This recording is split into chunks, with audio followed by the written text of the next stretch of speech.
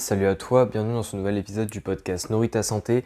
Aujourd'hui j'avais envie de te parler de suppléments et j'avais envie notamment de parler du fait de oublier que les suppléments restent justement des suppléments par rapport à ton alimentation et que ce n'est pas principalement eux qui vont dicter tes résultats, que ce soit au niveau de l'amélioration de tes performances, que ce soit au niveau de l'aide à ta perte de poids.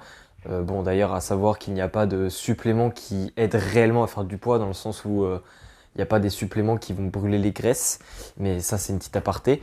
Donc voilà, j'avais envie de parler de ce sujet-là, j'en ai déjà parlé, mais j'avais envie d'aller plus sur un point pour davantage te sensibiliser parce que ce que je me rends compte, c'est que quand je dis ça à certaines personnes, elles disent « Ah non mais non, t'inquiète pas Raphaël et tout ». Mais au final, c'est parce que elles-mêmes, elles ne se rendent pas compte qu'elles accordent trop d'importance aux suppléments justement par rapport au reste de leur alimentation, je vais y arriver, ce qui est pourtant contradictoire puisque ce ne sont pas, comme je l'ai dit, les suppléments qui vont apporter la majorité des résultats. Donc l'erreur en fait qu'il y a, c'est que beaucoup de personnes, puisque depuis notre enfance, on mange tous, enfin je veux dire c'est quelque chose qui est normal.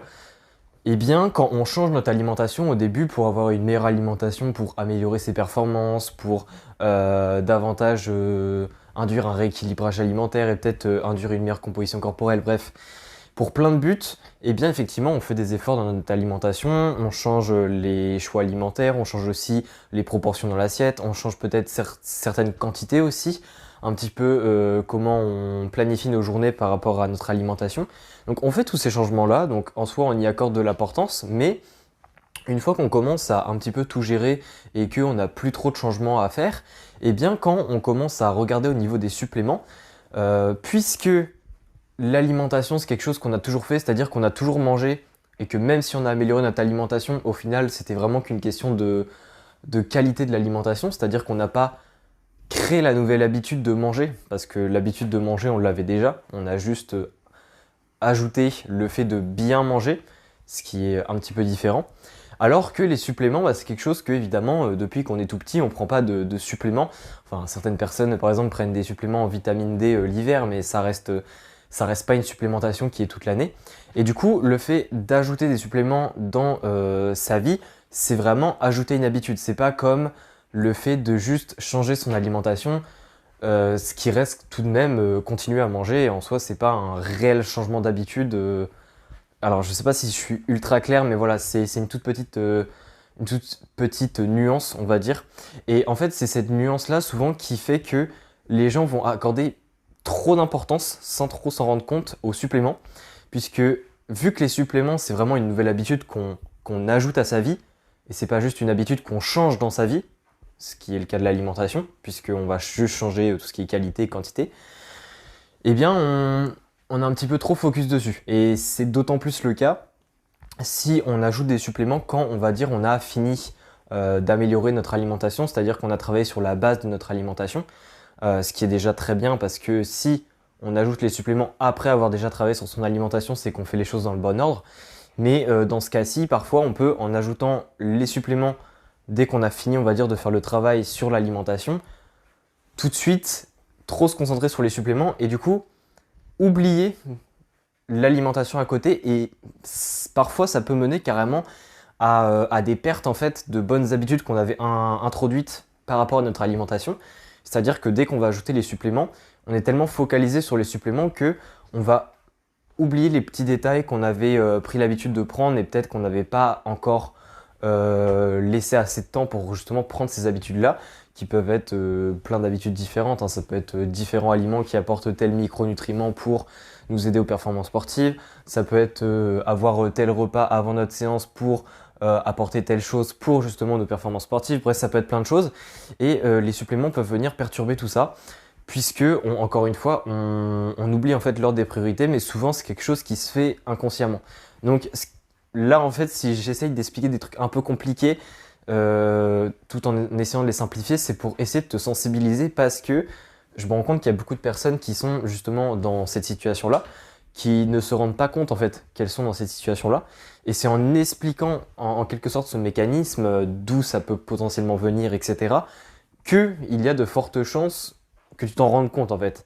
Et du coup, c'est en t'en rendant compte que tu pourras évidemment agir et donc peut-être mettre un petit peu moins le focus sur les suppléments et un petit peu plus te recentrer de nouveau sur l'alimentation pour voir si tout est bien géré. Parce que, encore une fois, se concentrer beaucoup sur les suppléments, c'est très bien, mais il faut quand même faire attention à ce que l'alimentation soit aussi respectée derrière. Et ça demande davantage d'attention. Et c'est souvent le fait que les personnes, en ajoutant les suppléments, vont, on va dire, mettre autant d'efforts qu'avant dans l'alimentation, que ça fait que vu qu'elles mettent plus d'efforts dans les suppléments, eh bien, pour, on va dire, rééquilibrer, elles vont mettre moins d'efforts dans l'alimentation. Donc c'est pour ça que souvent, il y a un petit problème d'équilibrage, on va dire, et que les choses ne vont pas dans le bon sens, puisque, encore une fois, les suppléments, si par exemple tu prends un supplément d'un certain micronutriment, ça va t'apporter, oui, un micronutriment, et du coup, sur ce micronutriment-là, tu n'auras pas de problème, ça va, on va dire, optimiser les choses. Mais sauf que si derrière tu laisses un petit peu de côté l'alimentation, eh bien l'alimentation, encore une fois, les différents aliments vont apporter plein de micronutriments d'un coup.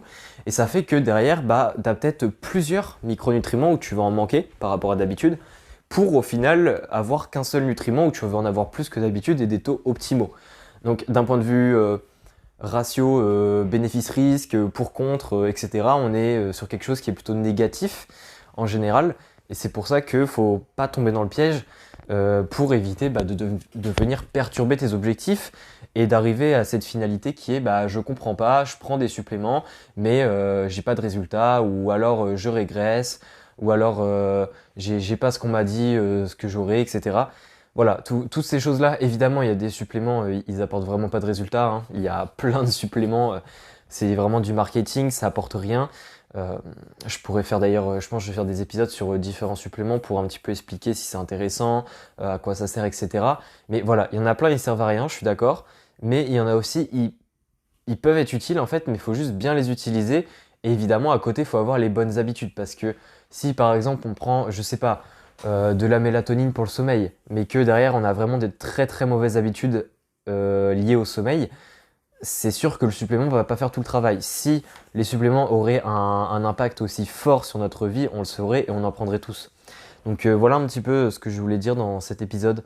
C'était pas un épisode très très long, mais je pense que c'est un rappel qui est nécessaire et qui est important de comprendre. Donc si tu as des questions, n'hésite pas à m'envoyer un message, hein. Tu peux me contacter sur Instagram, sur @bidietonic. Et puis sinon, si tu as apprécié le podcast et que c'est une plateforme où tu peux mettre une note, n'hésite pas à en laisser une. Et on se dit pour un prochain épisode. Allez, ciao!